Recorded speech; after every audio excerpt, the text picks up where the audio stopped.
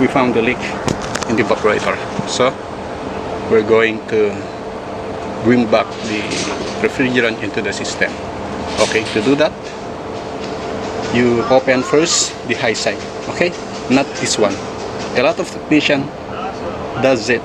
Okay, if you do here, more refrigerant oil going to the system, so better release the gas, open this valve like that, and look at the gauge reading.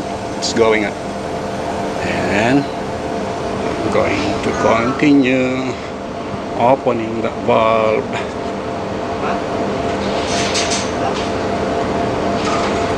Okay, that's the proper way of releasing the refrigerant to the system here. And don't forget to open this one also.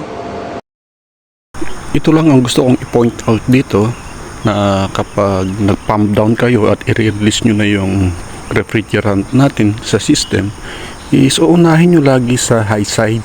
Huwag po tayo magpapakawala sa low side, dahil mas marami pong refrigerant oil ang sasama kapag binuksan natin sa low side valve. So this is my way para i-correct yung mga mali na nakikita po, lalo na sa mga nakakasalamuha ko na hindi naman kasi sila nag-undergo ng training, galing lang sa pagiging helper. So kung ako man ang mali, i-correct nyo rin ako, and one way or the other, sharing ang nangyayari. Salamat!